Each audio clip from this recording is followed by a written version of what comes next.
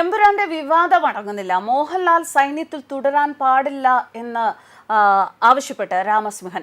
Indian സൈന്യം മോഹൻലാലിന് ഓണററിയായി നൽകിയ ലഫ്റ്റനന്റ് കേണൽ പദവിക്ക് മോഹൻലാൽ അർഹനല്ല എന്നാണ് രാമസിംഹൻ അഭിപ്രായപ്പെടുന്നത്.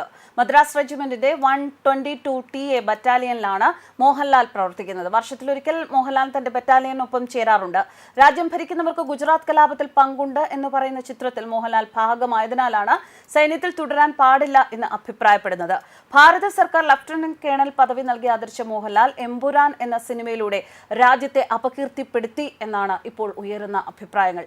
ഇന്ത്യയിലെ ഉന്നത അന്വേഷണ ഏജൻസികളെ, അതായത് ED, IB, NIA എന്നീ വിഭാഗങ്ങളെ അപകീർത്തിപ്പെടുത്തുന്നതും ബഹുമാനപ്പെട്ട ആഭ്യന്തരമന്ത്രിയെ ഒരു കലാപകാരിയെ ചിത്രീകരിക്കുന്നതുമായ ഒരു പ്രചാരണ ചിത്രം മാത്രമാണ് എമ്പുരാൻ. 2002 ഗുജറാത്ത് കലാപത്തെ ലജ്ജയില്ലാതെ വളച്ചൊടിക്കുകയാണ് ഈ ചിത്രത്തിൽ എന്ന ആക്ഷേപം ഉയരുന്നു.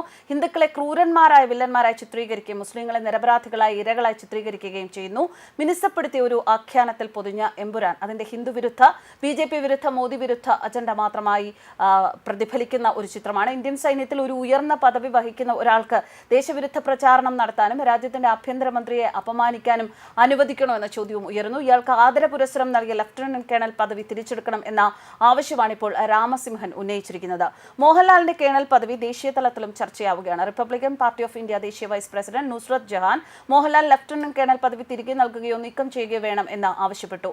മോഹൻലാൽ പഠിച്ച പരീക്ഷ എഴുതി കിട്ടിയ സ്ഥാനമല്ല, രാജ്യം ആദരവായി നൽകിയതാണ്. എന്നിട്ടാണ് അദ്ദേഹത്തിൽ നിന്നും ദേശവിരുദ്ധമായ കാര്യം ഉണ്ടായത് എന്ന് നുസ്രത് ജഹാൻ ചൂണ്ടിക്കാട്ടി.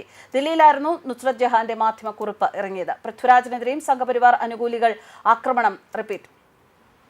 പൃഥ്വിരാജിനെതിരെയും സംഘപരിവാർ അനുകൂലികൾ വിമർശനം ഉയർത്തുന്നുണ്ട്. മട്ടാഞ്ചേരി മാഫിയയുടെ ആളാണ് പൃഥ്വിരാജ് എന്നും ജിഹാദിയാണ് എന്നുമാണ് പൃഥ്വിരാജിനെ കുറിച്ച് വരുന്ന ആരോപണം. അതേസമയം ചിത്രത്തെയും പൃഥ്വിരാജിനെയും അനുകൂലിച്ചും നിരവധി പേർ രംഗത്തെത്തിയിട്ടുണ്ട്. 2022 ഇന്ത്യയെ പിടിച്ചുകുലുക്കിയ മുസ്ലിം വംശഹത്യയെക്കുറിച്ച് ചിത്രം പ്രതിപാദിക്കുന്നു. ഫാസിസം കുഴിച്ചുമൂടാൻ ആഗ്രഹിക്കുന്ന കാര്യങ്ങളാണ് സിനിമ മറനീക്കി കൊണ്ടുവരുന്നത് എന്നാണ് സമൂഹ മാധ്യമങ്ങളിൽ പങ്കുവച്ച ചില കുറിപ്പുകളിൽ പറയുന്നത്. ഇക്കാലത്ത് ഇത്തരമൊരു നിലപാട് സ്വീകരിക്കാൻ ചെറിയ ധൈര്യം പോരാ എന്നും പൃഥ്വിരാജ്, മുരളി ഗോപിയും മോഹൻലാലും ആന്റണി പെരുമ്പാവൂരും എല്ലാ അണിയറ പ്രവർത്തകരും ഏറെ അഭിനന്ദനം അർഹിക്കുന്നു എന്നും നിരവധി പേർ അഭിപ്രായം പറയുന്നുണ്ട്. ന്യൂസ് ഡെസ്ക് കർമ്മ ന്യൂസ്.